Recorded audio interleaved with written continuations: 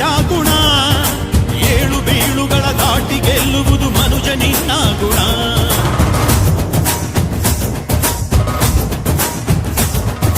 ಭೂಮಿ ಸುತ್ತುವುದು ಕಾಲ ಸರಿಯುವುದು ನಿತ್ಯ ಆವರ್ತನ.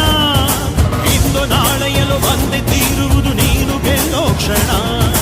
ತುಮುಕು ನೀರಾಗು ಸಿಡಿಲ ಚೂರಾಗು ಸುಡುವ ಗಿಡಿಯಾಗು ಧಗಧಗನೆ. ಕಠಿಣ ನೀನಾಗು ಕಿರಣ ನೀನಾಗು ಬೆಳಕು ಬರಲಿ ಕಗ್ಗತ್ತಲ.